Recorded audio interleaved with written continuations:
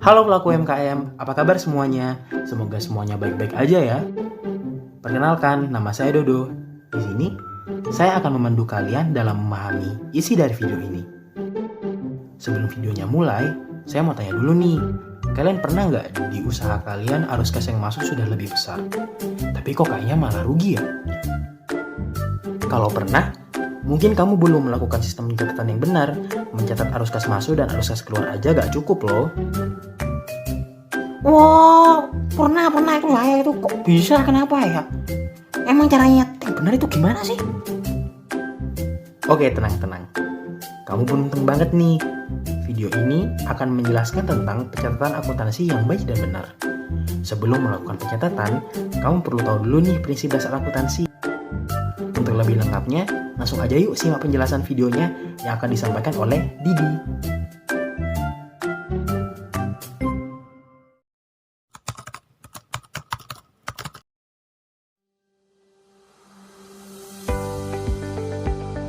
Secara garis besar, video ini akan membahas tentang akuntansi secara umum, manfaat pencatatan akuntansi bagi pelaku UMKM, dan contoh pencatatan akuntansi menggunakan aplikasi UMKM.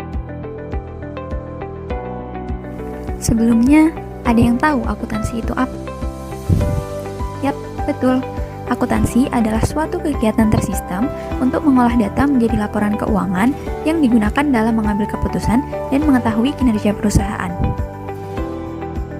Akuntansi memiliki persamaan dasar aset di sebelah kiri sama dengan liabilitas dan ekuitas di sebelah kanan.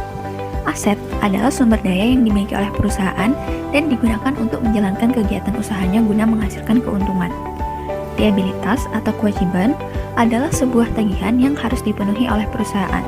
Sedangkan ekuitas atau modal adalah bagian dari aset perusahaan yang dimiliki oleh pemilik perusahaan. Akun-akun tersebut memiliki saldo normal, di mana akun bagian kiri yaitu aset memiliki saldo normal di debit, dan akun bagian kanan yaitu liabilitas dan ekuitas memiliki saldo normal di kredit. Selain itu, ada juga akun pendapatan yang bersaldo normal di sebelah kredit, dan akun beban yang bersaldo normal di sebelah debit. Ketika bertambah, akun-akun tersebut akan berada di saldo normal. Pencatatan akuntansi memiliki banyak sekali manfaat bagi pelaku UMKM. Di antaranya, akuntansi dapat menjadi alat kontrol untuk mengetahui posisi keuangan suatu usaha. Yang kedua, dengan adanya laporan keuangan, pelaku UMKM dapat mengetahui informasi mengenai kinerja usahanya. Yang ketiga, akuntansi dapat menjadi sarana mendapat pinjaman. Saat usaha semakin besar, pemilik usaha tentunya membutuhkan modal lebih untuk menunjang usahanya. Tanpa laporan keuangan, kreditur akan ragu untuk memberikan pinjaman. Oleh karena itu, laporan keuangan dibutuhkan agar kreditur dapat menilai likuiditas usaha kita. Dan yang keempat adalah, pelaku UMKM dapat melakukan perencanaan bisnis masa mendatang menggunakan laporan keuangan. Walaupun banyak manfaat yang didapat, kenyataannya masih banyak loh UMKM yang belum menerapkan siklus akuntansi dalam usahanya. Mereka menganggap akuntansi itu tidak praktis.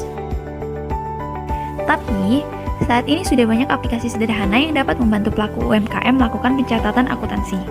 Contohnya, ada aplikasi manajerial, Akuntansiku, Zahir Online, Buku Kas, Akuntansi UKM, dan masih banyak lagi.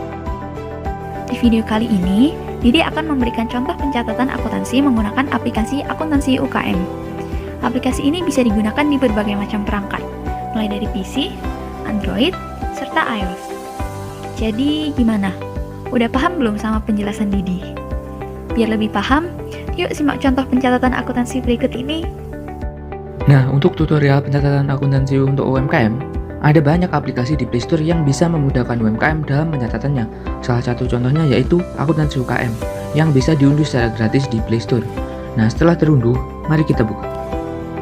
Tampilan awalnya seperti ini, kemudian kita isi dengan data perusahaan.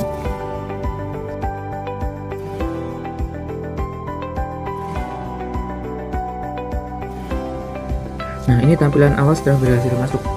Kemudian ada menu di kiri atas, nah, seperti ini. Nah, ini ada berbagai fiturnya.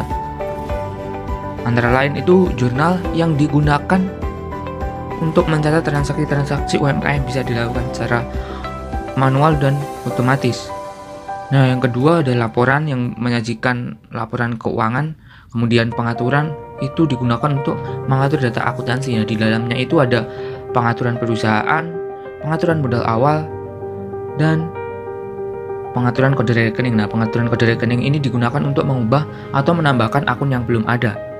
Nah, langsung saja ke transaksi UMKM yang bergerak di bidang kuliner, yaitu dimsum yang menjual berbagai macam dimsum yang berlokasi di Kota Ponorogo. Nah, pada bulan Agustus, dimsum meminta rekannya yang merupakan lulusan jurusan akuntansi untuk menghitung jumlah aset, kewajiban, dan modal yang dimiliki, sehingga didapat saldo keuangan UMKM per 31 Agustus 2021 adalah sebagai berikut.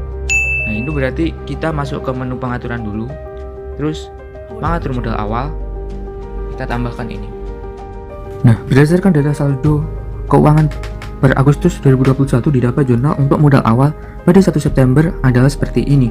Nah, untuk menambahkan jurnal baru, tinggal kita klik simbol plus, kemudian di kolom perkiraan kita cari nama akunnya. Nah, karena utang gaji belum terdapat di akuntansi UKM, maka kita tambahkan dulu. Dan kita kembalikan ke ini, kemudian ke pengaturan kode rekening untuk menambahkan akun baru. Kemudian utang jangka panjang. Nah, setelah ini kita tambahkan.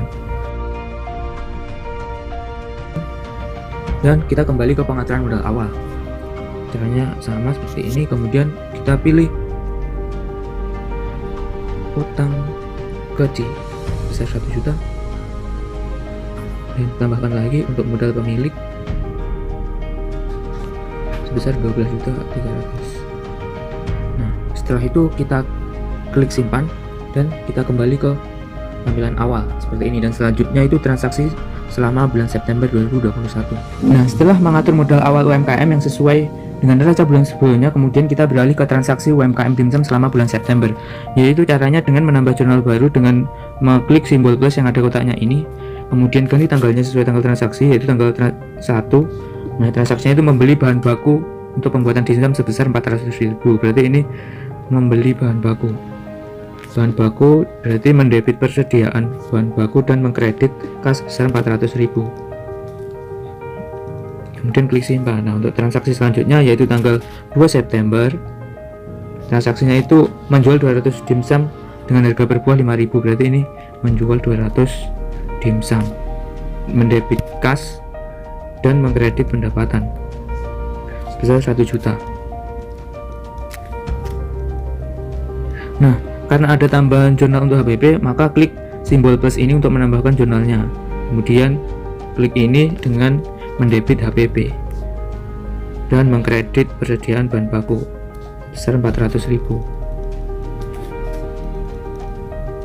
Klik simpan. Nah, untuk transaksi selanjutnya caranya juga sama, ganti tanggalnya menjadi tanggal 4 September. Transaksinya itu membeli peralatan usaha berupa kompor seharga 600.000. Berarti ini membeli kompor.